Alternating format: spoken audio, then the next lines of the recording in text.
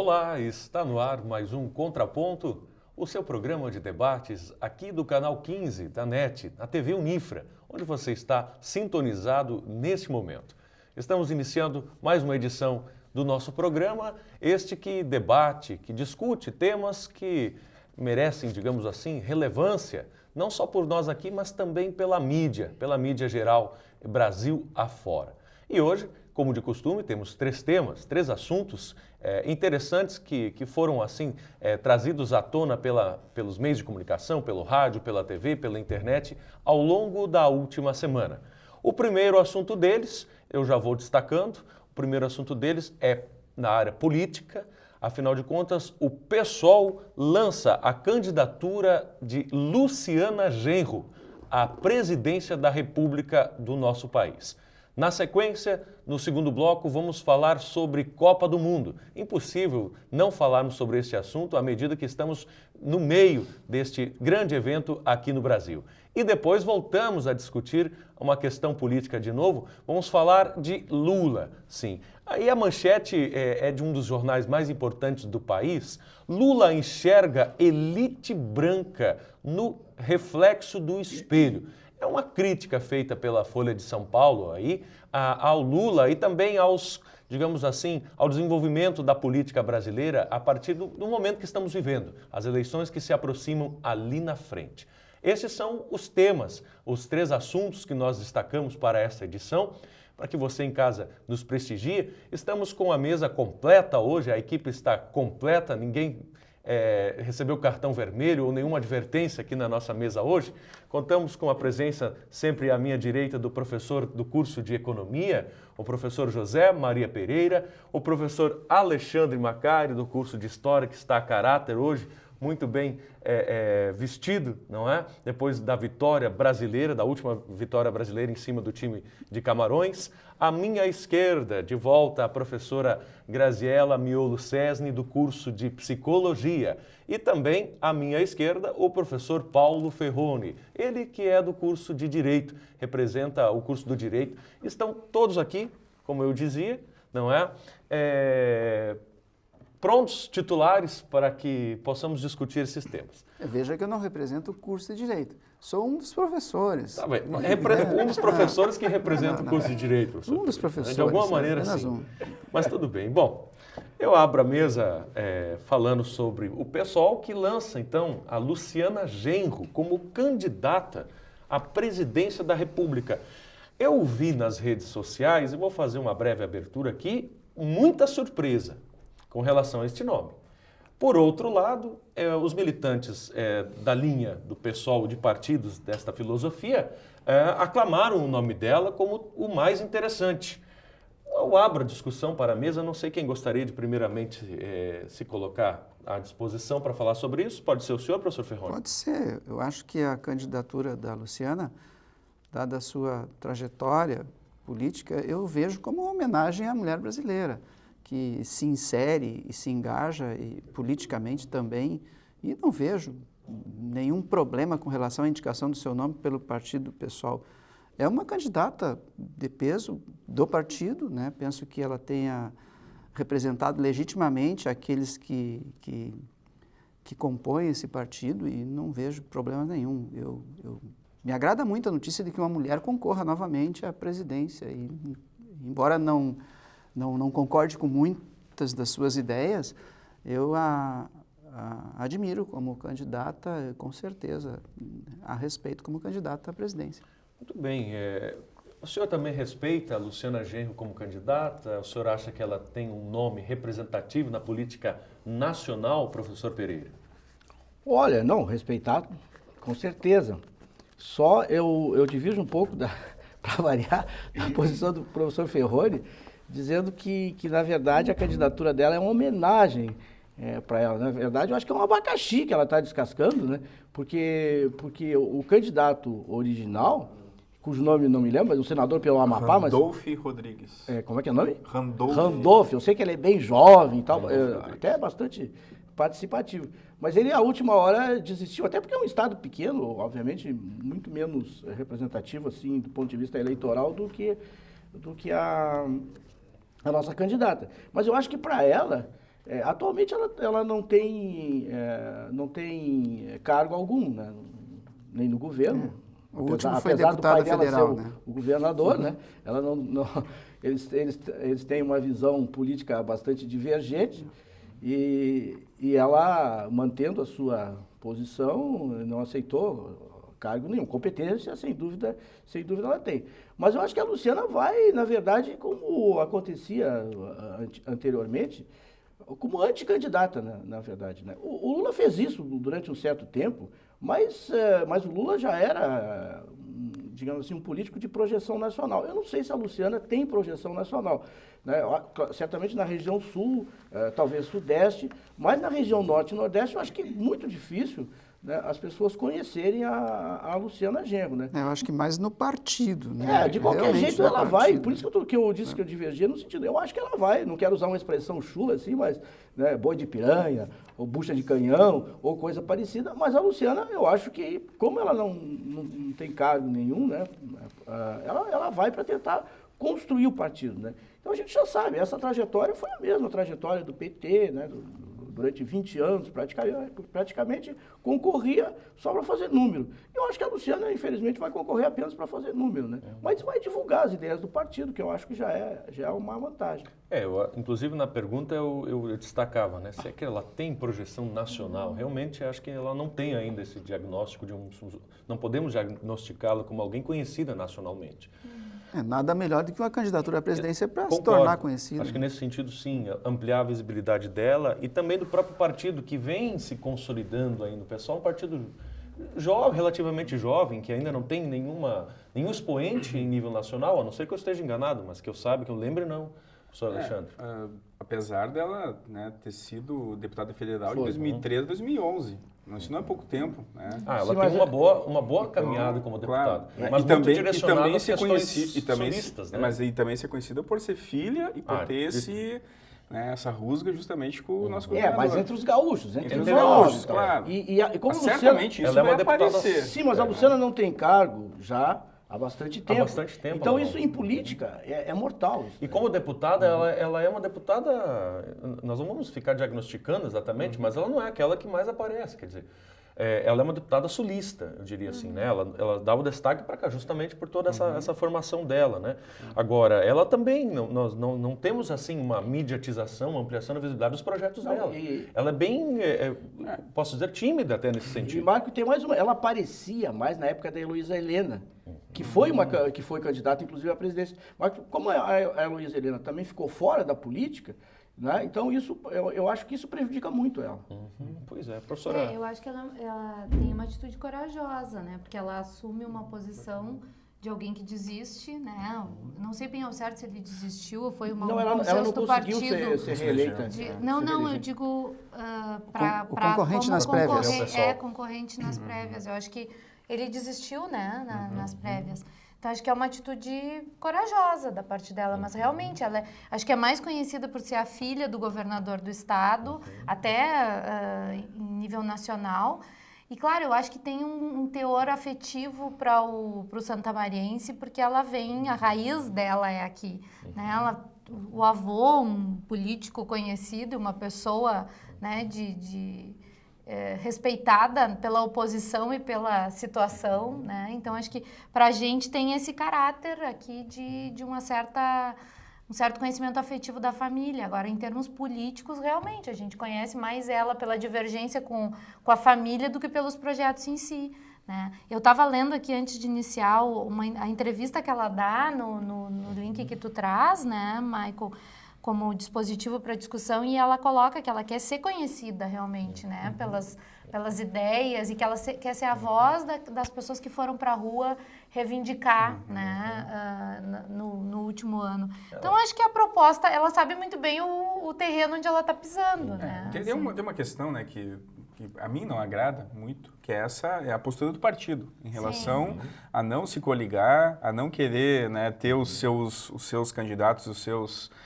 correligionários ligados a outras siglas, né, porque política sabemos que ela se faz justamente com essa relação, né, a política não se faz sozinho, é um partido único, como, né, já aconteceu em alguns países, e foi uma demonstração muito problemática, né? Mas então, eu acho que seria, a palavra seria pragmática e não problemática. Como assim, pragmática? Não, pragmática é o seguinte, porque, por exemplo, a trajetória que o pessoal está seguindo é a mesma trajetória do PT de antes. Né? Então, pragmática no sentido, claro, só que o PT não ganhava a eleição antes, entendeu? Passou a ganhar na medida em que começou a fazer alianças. Então, por isso que eu usei a expressão pragmática. Sim. Entendeu? Mas eu acho que o pessoal, na verdade, é coerente no seguinte sentido, quer dizer, todos eles migraram do PT. Então, se eles saíram do PT, é porque não concordavam com a linha de ação do PT, principalmente a questão das alianças. Né?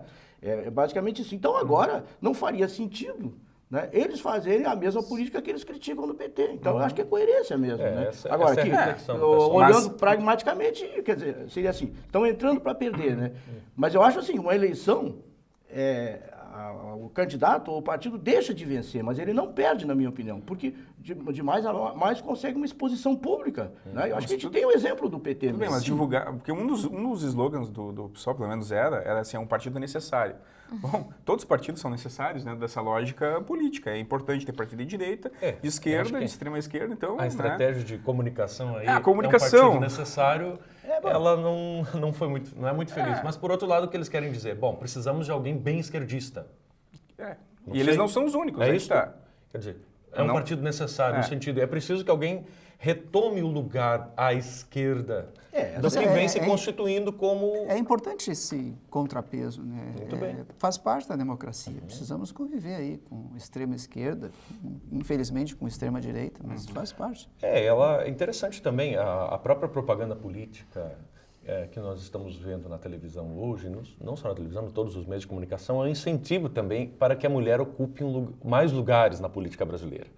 Né? Nós temos visto isso bastante. Há uma propaganda política incentivando o lugar da mulher na política. Né? E eu acho que ela também veio conta disso. Eu acho também uma coisa, Marco, eu acho que a Luciana, na verdade, meu ponto de vista, ela cometeu um erro político nas últimas eleições, né? Eu acho que ela poderia se eleger tranquilamente deputada estadual, mas eu acho que a estratégia dela de dividir votos com o Robaina, né, eu acho que foi mortal, entendeu? Eu acho que não pegou bem perante o eleitor na medida que ela pedia votos para o Robaina. Né?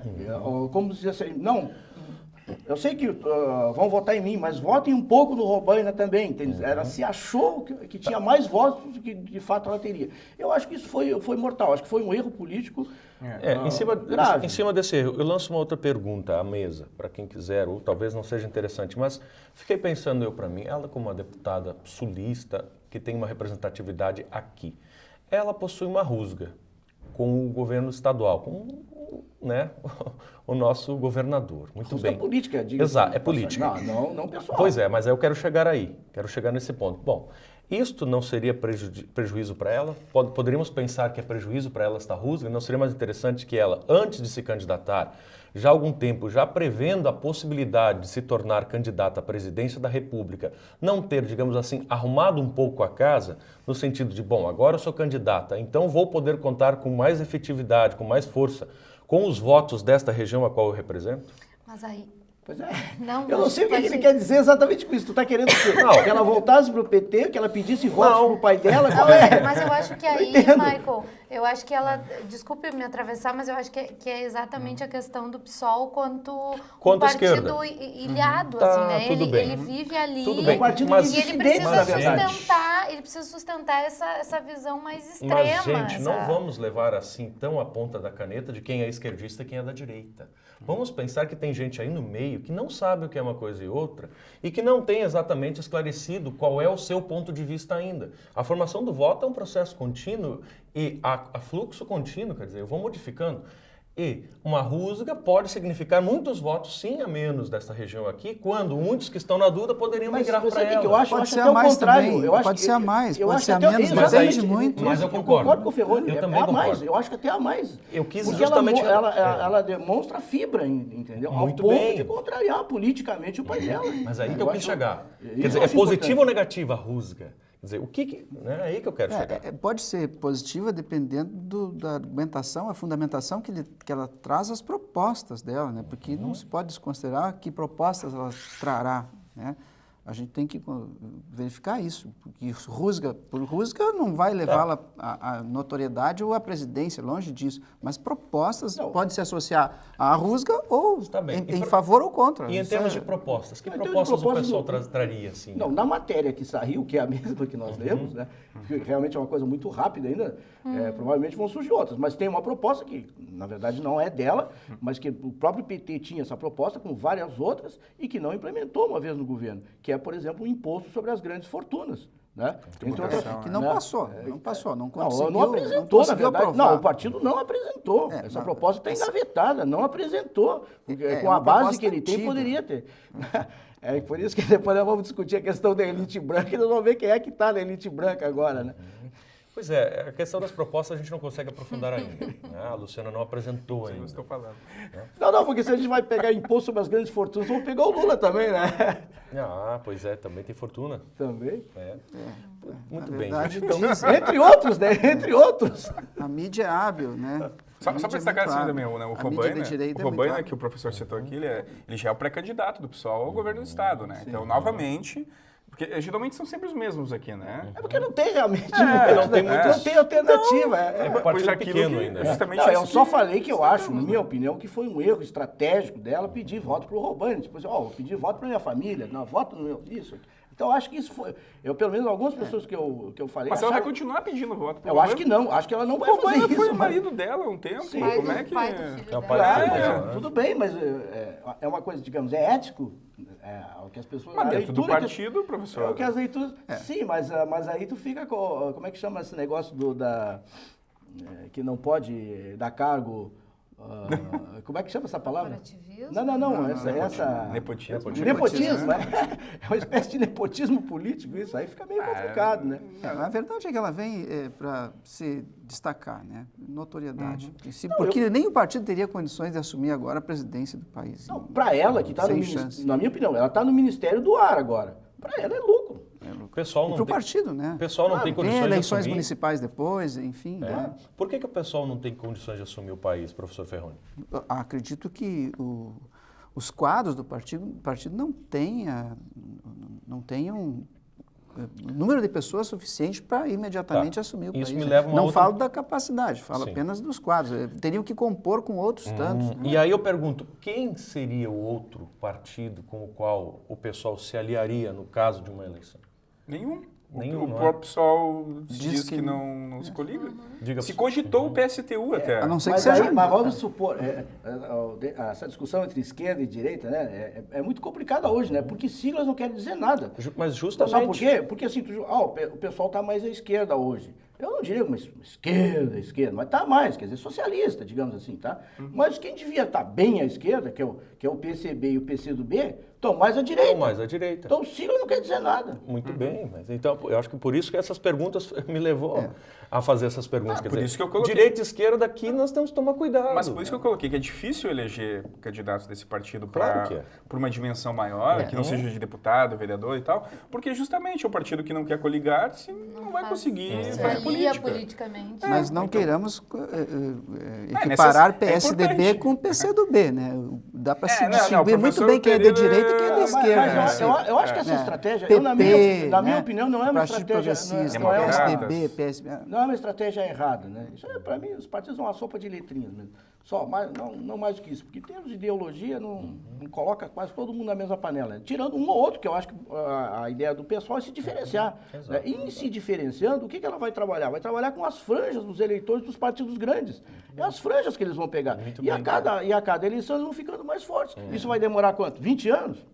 Mas é o caminho. há que se É o caminho. Mas discordar. isso se a gente levar em conta que o eleitor ele tem uma visão crítica disso que está Exatamente. acontecendo, né? Porque mas- aquele eleitor que não tem essa formação de voto que tu falaste antes, né, Michael? Aí ele vai votar porque ela briga com o pai, não é com o Mas é onde eu governador, estava ou porque querendo ela chegar. pede Exato. Não, né? e a gente sabe... E a votação dela vai ser aqui. Nós já Não vai discutimos. ser no Amazonas, nem no Mário, Piauí, vai ser talvez aqui. Nós já seja até mais discutimos fora. isso no programa passado, né? Hoje tem Confio uma nisso. outra pesquisa aí, o pessoal não gosta de discutir pesquisa, mas vamos lá. Não, mas tem que ser avaliado sim, cientificamente, mas né, tem professor? números, mas tem números nas pesquisas, né? queremos, não tem os números. Mas só vale para um lado. Não é que só, eu não entendo isso. Não, eu citei uma pesquisa semana passada, falei que o presidente Lula, o ex-presidente Lula, tinha recebido o menor número de rejeição. Então tá.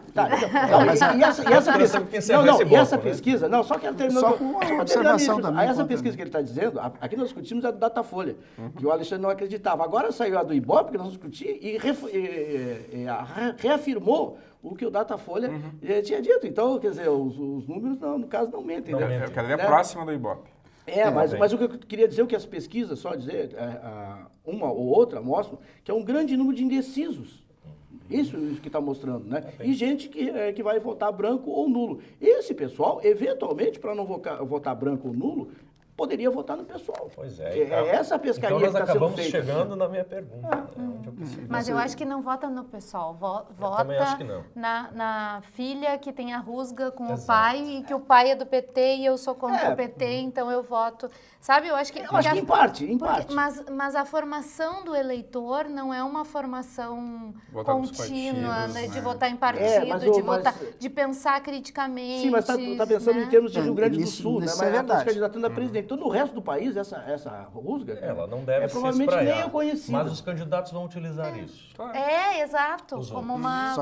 Como meio de atingi-la. Né? É importante essa questão da formação do eleitor. Agora, discordo do professor quando diz que é sopa de letrinha. Não é. Dá para se ver muito bem o país de antes e o país depois. País de direita e país de esquerda, desde os últimos 12 anos. Né? Todos os avanços sociais próprios de partidos de esquerda. Eu não vou aceitar a provocação, porque nós estamos no final do bloco. Partidos de esquerda. Dá para se ver na história do Brasil exatamente direita e esquerda. Né? O quanto evoluíram. Ele tem essa pretensão mesmo. Né? Tá bem. Gente, eu não sei se é ingenuidade. O senhor diz que eu sou de Marte. Né? Pode ser que eu seja de Marte. Gente, vamos encerrar assim o nosso primeiro bloco. Muito bom, interessante. Mas no segundo vamos mudar um pouco a direção, o rumo aqui da nossa conversa e vamos entrar em campo, vamos dizer assim, com um debate a respeito da Copa. Não é tudo sobre a Copa, é o que nós vamos debater aqui no Contraponto daqui a pouquinho. Fique com a gente, voltamos já.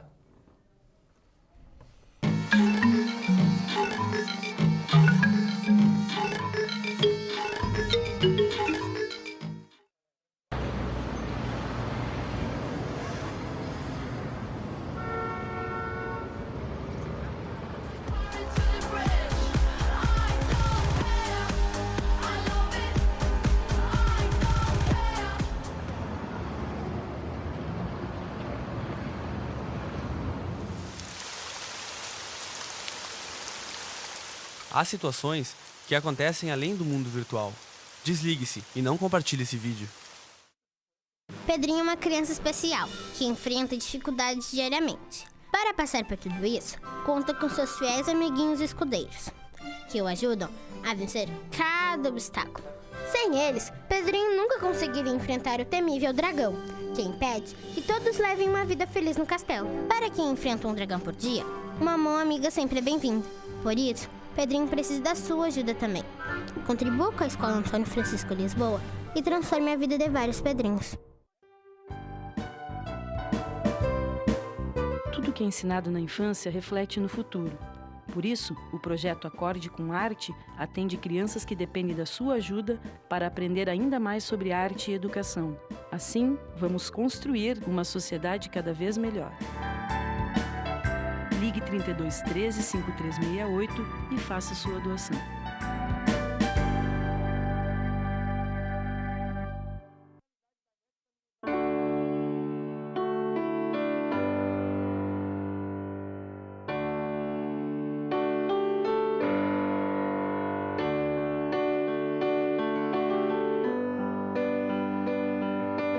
E no fim de tudo, Pipa e Vento, num belo momento, vão chegar ao céu. Assim como a pipa precisa do vento para voar, a Estação dos Ventos precisa de você. Colabore!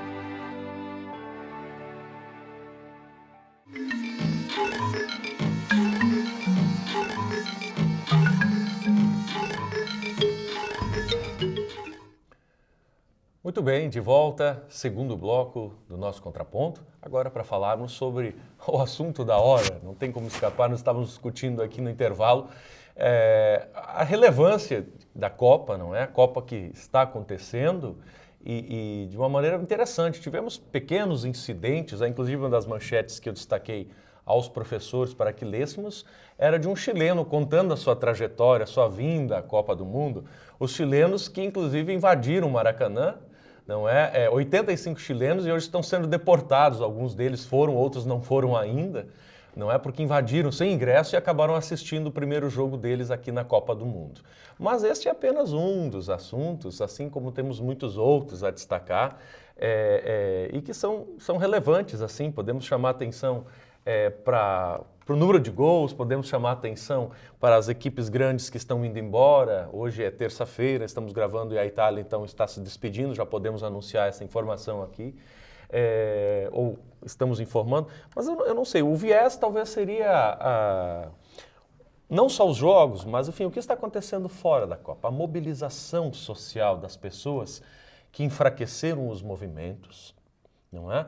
E que talvez, eu não sei se os movimentos não foram enfraquecidos ou foram, mas a mídia não está mostrando os movimentos praticamente, nem a grande, nem mesmo a pequena. Olha, nem mesmo a pequena. Eu fiz questão de buscar, eu faço questão de dizer isso antes de abrir a mesa, fiz mesmo questão de buscar alguns blogs de jornalistas assim que são até anti-governo nesse momento, e tentando identificar, Rio e São Paulo principalmente, a maior concentração de pessoas, tentando identificar assim, se havia algum movimento e a grande mídia não estaria dando atenção.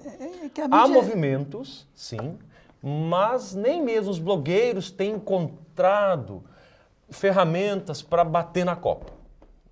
Eu fiz questão de fazer isso, e não querendo elogiar a Copa. De maneira alguma. E nem querendo contrapor o senhor. Ferroni não consegue se segurar. Deixa o Ferroni falar. Eu vou deixar o senhor falar. A mídia é muito hábil, né? E tem sido nisso, em prever tragédias que não acontecem. E trazer verdades que, em verdade, são mentiras. Isso, ela criou esse factoide e usufruiu da má notícia, da explosão de violência no país. Sugaram tudo que podiam dessa notícia. Agora eles sugam o lado bom da Copa. Estão usufruindo economicamente do lado bom. Inventaram uma suposta tragédia, usufruíram disso, ganharam dinheiro com isso. E agora viram, bom, não tem tragédia, acabou, vamos para a verdade, vamos usufruir da verdade. Estão se deleitando, felizes com o Ferroni pelo menos uma vez na vida, e não vai ser possível, porque a análise dele, no meu modo de vista, está enviesada, entendeu? Porque ele desqualificou as manifestações de junho lá, para poder qualificar as de agora, ou desqualificar as de agora. Não, é que a mídia, ela dá uma ênfase que lhe interessa. Pois é, mas eu acho que... Dá ênfase que lhe interessa. Ela chutou muito alta a bola. Não, nem 8, e se comprometeu com esse blefe. Nem 8, nem 80, se comprometeu com o blefe. Se comprometeu. Não, ficou refém dele. A mobilização é completamente distinta da Copa das Confederações para agora. Essa Copa aqui, extremo sucesso que tá tendo. Internacionalmente reconhecido. Não tem como negar isso. Mas eu não tem como negar isso. Não. Tá, vou permitir que o senhor contraponha ele, depois eu contraponho. Eu queria terminar o meu contraponto ao professor Ferroni. É que ele misturou. Hoje eu vou mediar, hoje eu não vou contrapor. Não, eu acho que ele misturou. O que está acontecendo? Eu nunca disse que a mídia era composta por puristas, anjos, nada. Eu sei que a mídia, acho que não dá para generalizar o comportamento da mídia. E acho que, sobretudo, a mídia, assim como ela foi, no mínimo, conivente, né, durante o regime militar, depois da abertura política, a mídia, e mesmo a própria Rede Globo, né, teve que se curvar ao regime democrático. É isso que eu quero dizer. Então, eu não acho que tudo que a mídia fala é errado. Agora, é inegável que aquelas manifestações, e a gente viu, a Câmara mostrou manifestações que despertaram, de certa maneira, o país, e que os próprios políticos, ou nós mesmos, né, não acreditávamos que fosse possível. Muito bem, a mídia registrou. Agora a mídia não está registrando. Então, aí o que eu achei que eu ia concordar com o Ferroni, porque eu acho que a mídia, eu acho que está sendo muito patriota no meu ponto de vista. Exageradamente patriota. Né? Então, o que acontece? As manifestações não estão ocorrendo? Estão ocorrendo. Não na proporção, mas elas não têm espaço de serem mostradas, porque só são mostradas nos telejornais depois da meia-noite. Né? Então, ali a gente percebe que há alguma... Mas não do tamanho... Eu quero fazer uma consideração. É interessante também ressaltarmos aqui, para permitir o professor Alexandre ainda falar e a professora Grazi, que, à medida em que a mídia não abre espaço para ampliar a visibilidade dos protestos, eles também diminuem por conta disso. Eles se sentem a mídia afetados. Insufla, com certeza. Eles se sentem afetados à medida em que, bom, não vai ter visibilidade, porque a grande visibilidade da Copa, ela acaba tomando conta de todos os espaços, então eu também não vou para a rua. Entende? E há de se considerar os interesses econômicos, né? Que não, com certeza, professor. Né? Agora, essa relação... Onde investir mais? Eu pondero isso também. Mas eu dizia, busquei blogs de jornalistas, de empresas de jornalismo pequenas ou contra a grande mídia no sentido de enxergar o que está acontecendo. Há sempre um protesto. 300, 200, 100 pessoas. Mas ele não vai muito adiante. E o que tem ainda aparecido é a violência.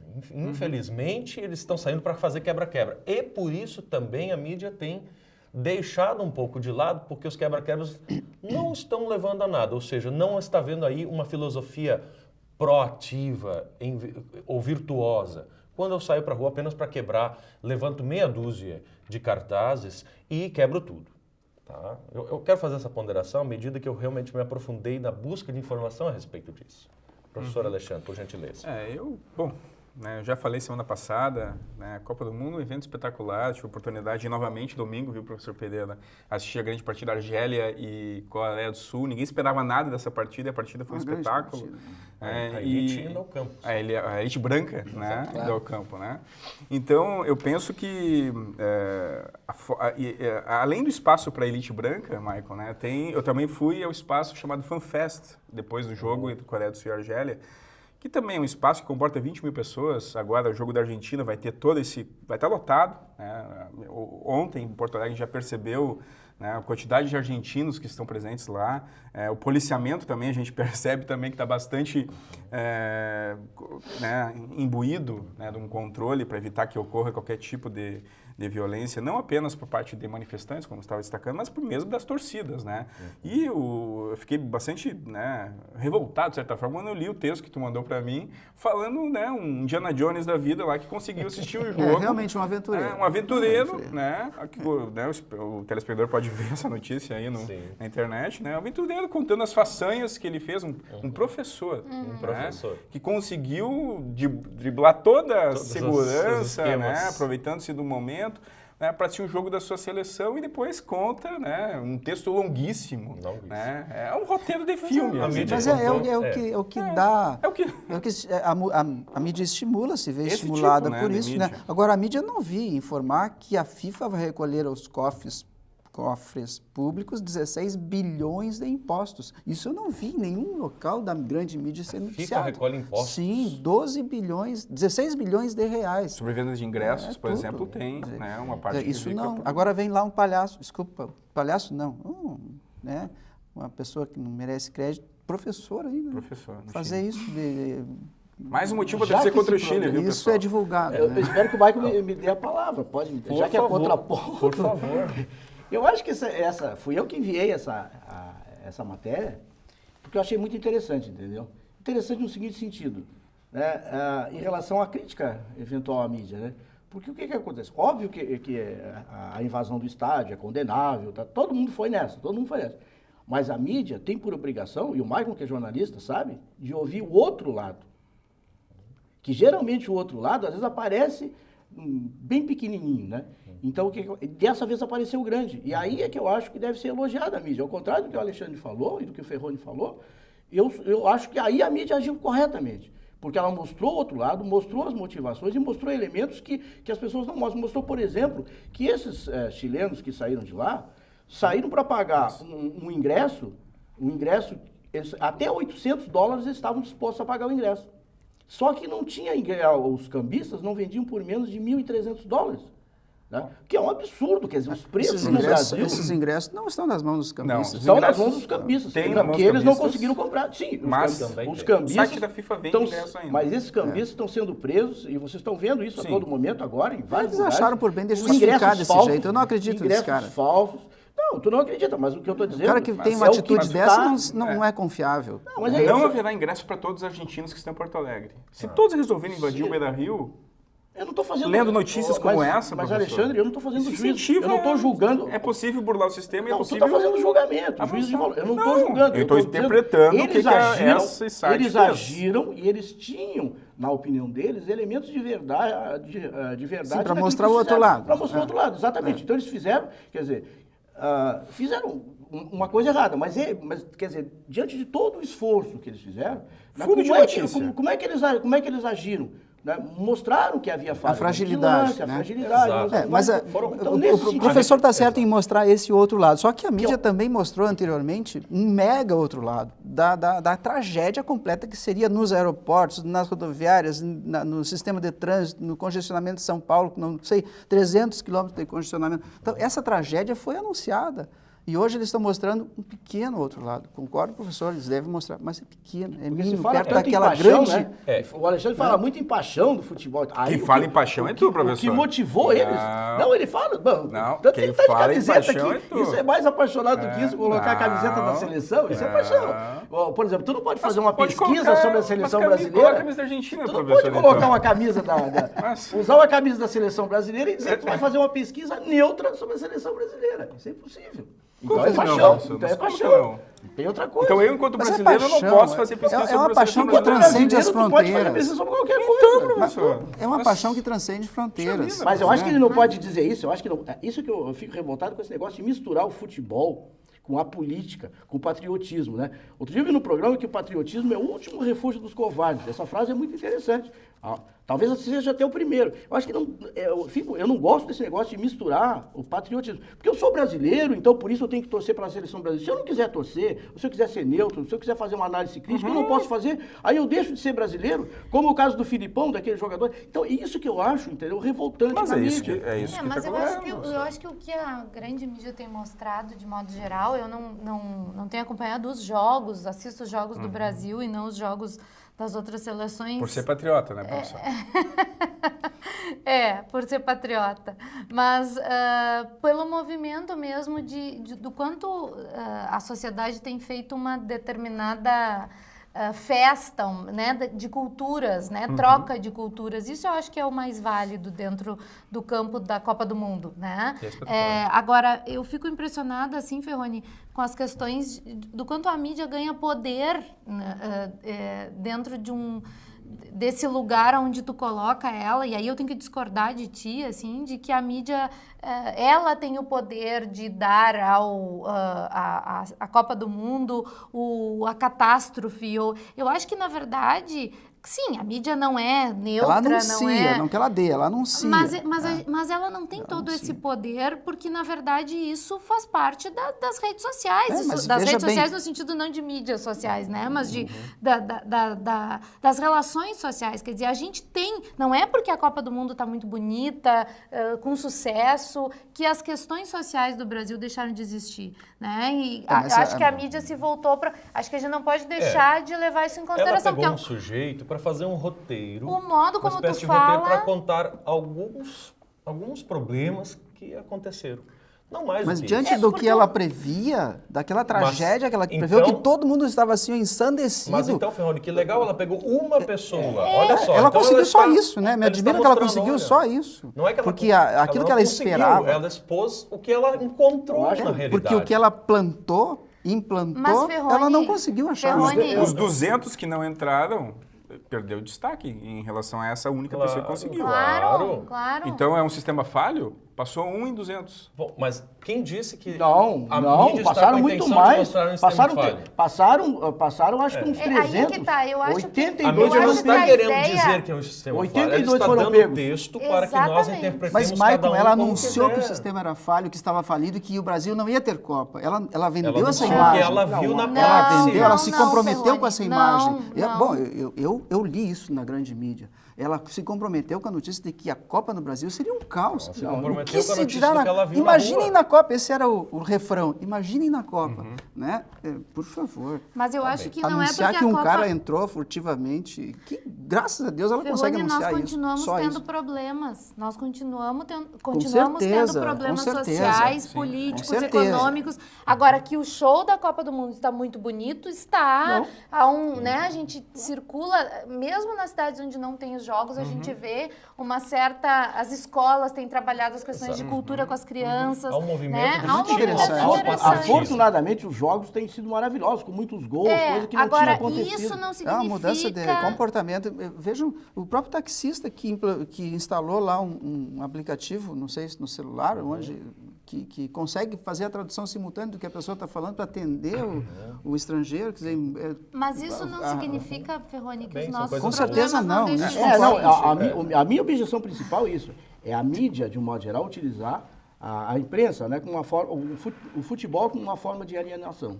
Né? Esse que é o ponto principal. Quando se monopoliza toda a população, que nem a Graziela está falando, quer dizer, desviando outras notícias, tudo bem, vamos fazer um telejornal e vamos colocar assim, tudo bem, 50% de futebol, para mim já está de bom tamanho, mesmo que a Copa seja no Brasil, porque o resto continua acontecendo problemas no país inteiro. E nós temos o quê?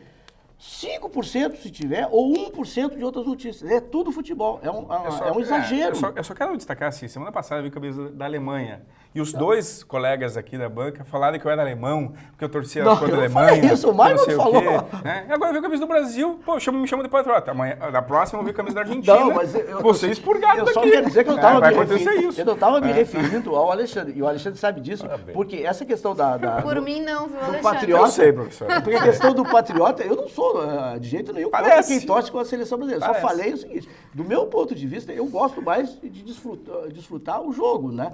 O bom futebol. Então eu torço para aquele que eu acho que mereça ganhar. E a Copa está te ajudando nisso? Temos que Está me encerrar ajudando esse nisso. bloco, porque passamos já do tempo, nós temos que encerrar. Eu agradeço aí, eu acho que a Copa realmente faz com que emerjam muitos temas, muitas questões interessantes. Mas temos que ir para o terceiro bloco. Quem sabe lá no terceiro bloco não consigamos fazer uma ligação com a Copa. Vamos falar de Lula, não é? Que enxerga elite branca, falamos sobre isso já no outro programa, elite branca no reflexo do espelho. É uma expressão metafórica que nós vamos explicar lá no terceiro bloco. Fique aí.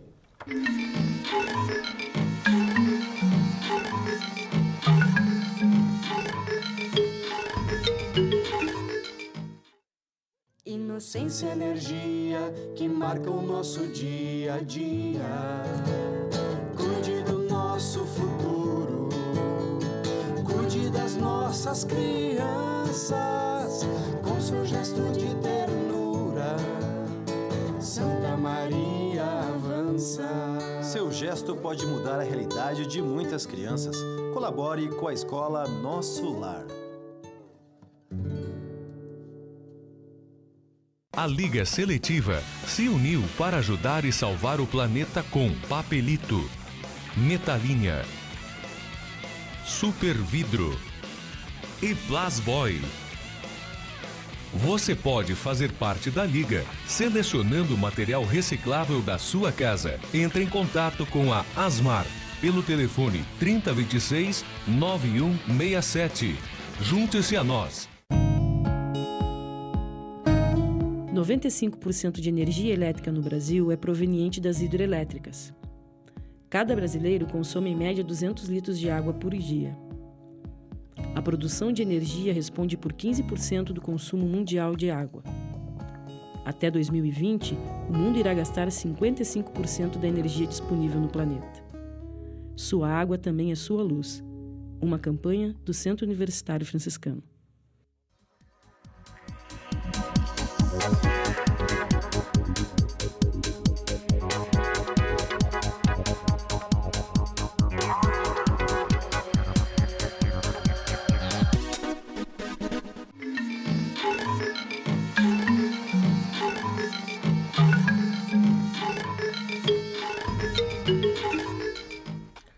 Terceiro bloco do Contraponto, agora para falarmos de novo sobre política. E falarmos de Lula, ele ressurge, ele está sempre no meio das nossas conversas. É impossível não lembrarmos quando nós vimos uma crítica de um dos grandes jornais do país, cujo o título deste texto dizia assim: Lula enxerga elite branca no reflexo do espelho.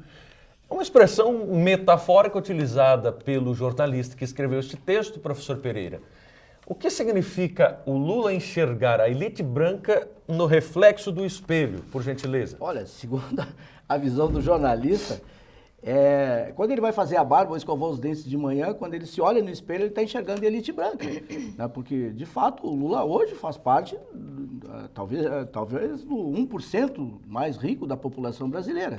Né? Não estou dizendo que é demérito, né? Mas tanto quanto eu sei, o Lula hoje cobra 300 mil reais por cada palestra, né? E os empresários pagam, quer dizer, a elite branca paga para ouvir ele. Logo, por esse critério, ele faz parte da elite branca, né?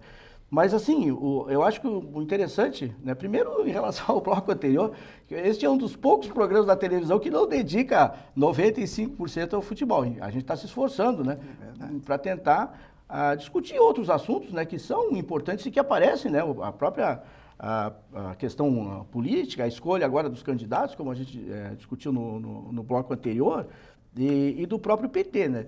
Então, é óbvio, né, nesse momento, que começam a surgir, assim, digamos, a guerra, né? Guerra no bom sentido. Ou, como é que o Ferroni usou essa expressão, os fantoches? Não é fantoches? Factoides. Factoides, exatamente, essa palavra correta.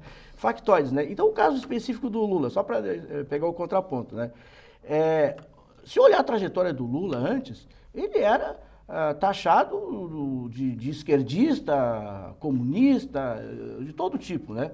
Eu me lembro, o Lula como nordestino, eu me lembro que nessa época, uma das primeiras eleições, acho que foi aquela contra o Collor, que usaram contra o Lula, eu estava no Nordeste, a ideia é que o Lula, uma matéria que saiu e atribuíram a ele dizendo que o nordestino era uma sub-raça. Que o Lula teria falado que o nordestino era uma sub-raça. Isso pegou muito mal no Nordeste, quer dizer, é o uso da política. Depois o próprio Lula, né, deu o contraveneno. Ele começou a dizer, então, que o neoliberalismo, né, que Fernando Henrique Cardoso era neoliberal, neoliberalista, a herança maldita e não sei o que, essa história pegou. Né? E agora, acho que acabou, digamos, o estoque, né, de adjetivos e ficou a elite branca. Então, essa história eu acho que é essa que é a pauta da discussão agora, essa história da elite branca. Quem é, afinal, a elite branca? Né? Certamente a elite branca é aquela que está conseguindo uma classificação, eu tenho, né? Um critério conceitual. Quem está assistindo a Copa é a elite branca, supostamente pelo preço dos ingressos. Né? Eu acho. É uma provocação. Nós né? brincamos antes, ironizamos o professor Alexandre numa brincadeira que o professor Alexandre pôde assistir alguns jogos da Copa. Sim. Né? Mas, na verdade, a questão é maior do que essa, porque no momento em que você classifica o Lula como elite branca, você está dizendo alguma coisa para o povo. Isso é uma crítica... Desculpa. Por favor, Alexandre. Mas por favor. Né, quando eu li essa crônica, né, do jornalista, eu fui pesquisar quem é o jornalista. É exatamente isso. Quem é esse jornalista? Né? É o Josias de Souza, né? Escreveu na Folha desde 85. Diretor né? da Folha. Não, ele é um dos maiores jornalistas do país. Hein? Diretor, né? Foi diretor da Folha. Bom, o que ele está fazendo aqui é um jornalismo de opinião, né? Sim, é uma coluna opinativa. Então eu não estou avaliando. É do blog dele. Não estou avaliando, né, ele enquanto jornalista, estou avaliando ele enquanto cronista aqui. Enquanto cronista dá para ver bem, né, que o trabalho que ele fez anteriormente, que foi inclusive de escrever um livro em parceria com outro jornalista sobre quando o Fernando Henrique Cardoso assumiu, né? Então dá para ver bem qual é a lógica. A filosofia do José. Dá para ver a intenção, é isso? Dele. A intenção. Claro. Não, mas não dá para dizer que esse jornalista, eu acompanho ele há muito tempo como assinante da Folha e tudo, ele não é um sujeito pró-FHC, eu acho que... mas não li o livro dele, mas posso afirmar, ele pode não ser pró-FHC, mas ele é anti... Coincidentemente, as opiniões dele são sempre favoráveis à FHC, né? Mas isso tudo bem. Bom, mas enfim, não considerando apenas o Josias, mas sim essa expressão, a questão da elite branca já vem circulando por outras mídias, desde aquela vaia que Dilma levou, nós já discutimos isso. Não é? Mas a questão aqui, por que Lula de novo, não é? Por que o Josias traz o Lula de novo para a conversa? Né? E mais, por que elite branca? Porque essa expressão me parece que está vindo à tona para macular a imagem do PT, da Dilma? É isso? A princípio, não vejo outra explicação. Né? Porque falavam tanto em tantas catástrofes e horrores que não se confirmaram, em prejuízos que não aconteceram, e agora a bola da vez é atacar o Lula, que vem, com certeza, somar esforços nessa candidatura com a presidente Dilma aí. Então, dizer que o Lula é elite branca e que... É num texto muito bem construído, altamente técnico não, mas bem elaborado, articulado, exatamente. E ele vem se referir a Lula desmerecendo a personalidade. Eu, se fosse o Lula e me visse no espelho, depois dos 2 governos que fez, com a criação de tantas universidades, com os milhões de empregos gerados, com hidrelétricas, com todos os projetos sociais, enfim, eu com certeza, se eu fosse elite branca, eu seria a melhor elite branca em prol do povo brasileiro, né? Deixa a Graziela falar, mas eu acho que está havendo um engano aqui na leitura, equívoco, né? Na leitura do artigo, porque esse não é o artigo que eu li. Eu também não é o artigo que eu li. O artigo que eu li... Ele diz que é elite branca e que ele usufrui de benefícios próprios da elite. Bom, ele é um presidente brasileiro, é um ex-presidente brasileiro, ele vive disso. Não, mas quem usa a expressão elite branca é o Lula. É o Lula. E o articulista, ele faz todo o desenvolvimento do artigo dele e no final ele chega à conclusão, foi a metáfora essa do espelho, no final ele chega à conclusão, bom, mas Lula, tu também faz parte da elite branca. O próprio Josias faz parte da elite branca. Obviamente, é isso que ele está dizendo. Então, na verdade... Não concordo com isso, porque pensar como elite é se integrar, é se identificar. O Lula criou esse tema, exatamente porque ele não se identifica com isso. A postura dele é exatamente o contrário, esse pensamento da elite branca. Hoje, esse Lula de hoje... Com toda certeza. Ele se identifica com isso. Com toda certeza. Mas ele diz isso, Ferroni. É o próprio Lula que se identifica com a ideia de uma elite branca, que ele faz parte de uma elite branca.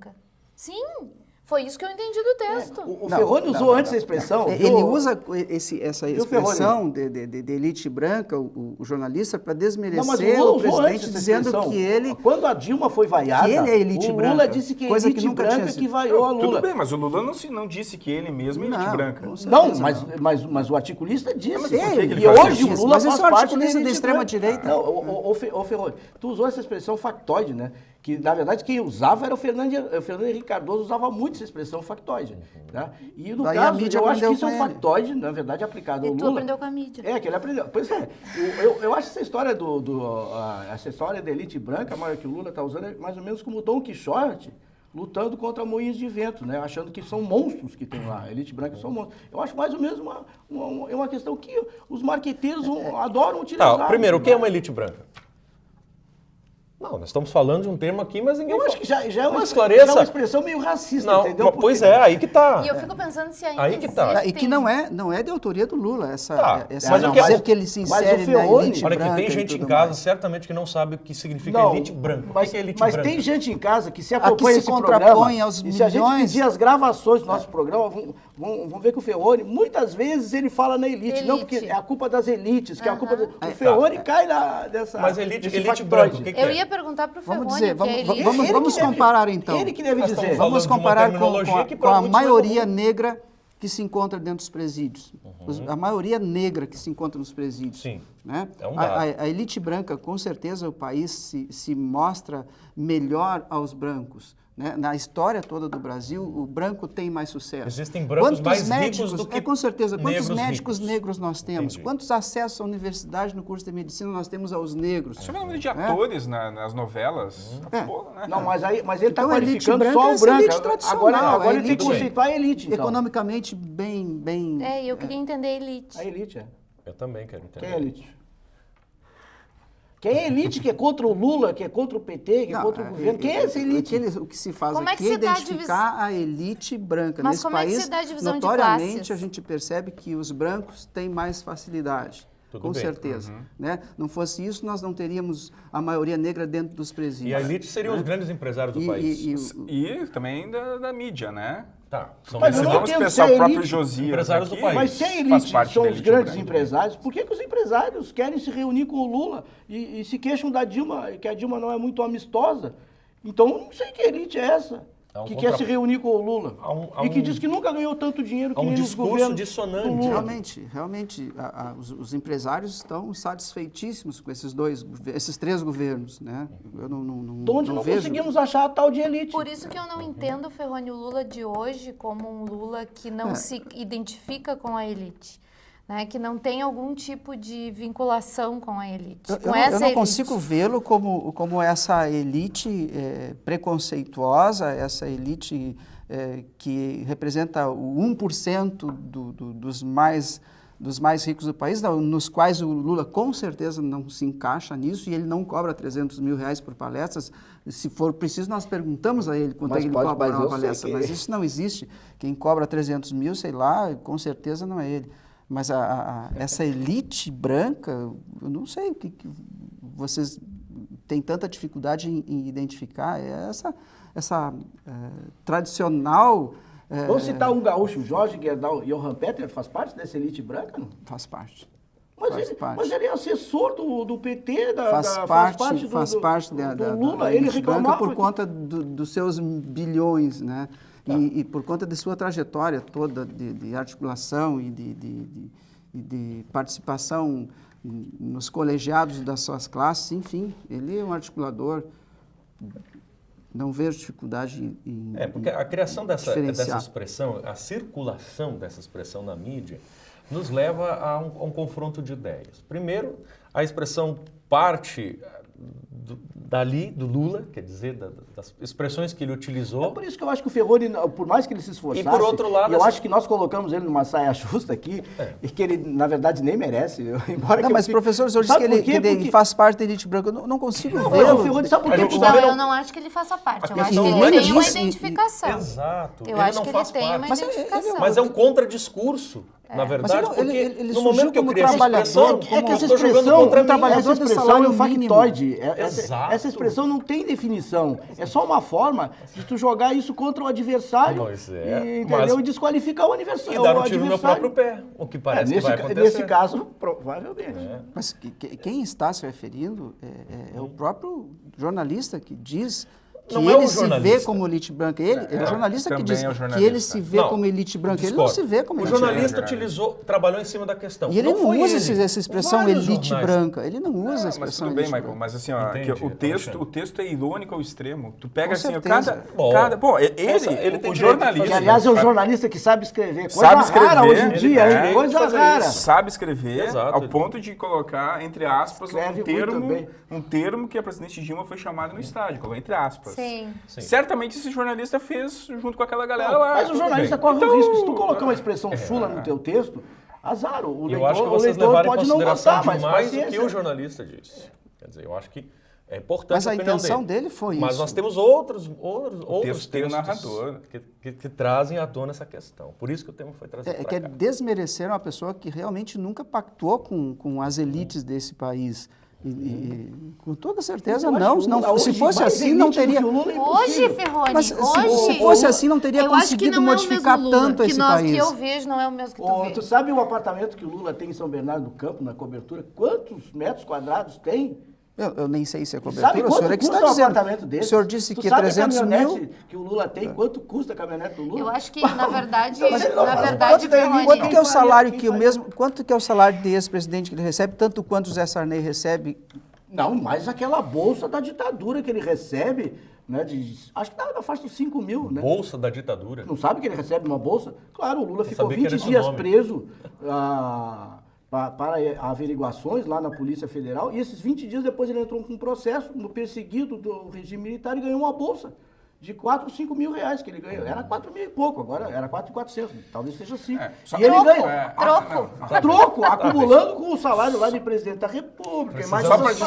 Só para destacar que eu fui em 2 jogos da Copa, né? Eu sou da elite branca. O ex-presidente Lula não foi em nenhum jogo ainda, tá, pessoal? Então, tá bem. E ele é da elite branca também. Tá bem. Assim encerramos, gente, dentro do nosso tempo. Estamos encerrando mais um contraponto, né, nesse clima aí de ponto e contraponto, justamente, não é? E aí, de Copa completa. De Copa. A competição está... Mas hoje está completo, hoje estão os 4, né? Estamos todos aqui, os titulares estão aqui, a gente encerra assim essa edição. agradecendo a sua preferência, agradecendo sua audiência sempre conosco aqui no canal 15 da NET, na TV Unifra. Agradeço também aos professores, mais uma vez, por esse debate, a equipe da TV Unifra, que sempre gentilmente está conosco, trabalhando aqui, e também dizendo que você pode, como sempre, nos prestigiar no canal 15, aí também na rede social, na mídia social do YouTube, você pode nos acessar, emitir sua opinião, também nos mandar alguma dica, alguma pauta, para que a gente trabalhe esta pauta, este assunto aqui nesta mesa. Muito obrigado. O programa que vai ao ar sempre às 11 horas da noite, na quarta-feira, na sexta e no domingo, 11 horas da noite, 23 horas, encontro marcado com a gente aqui do Contraponto. Obrigado de novo, até o próximo programa. Tchau, tchau.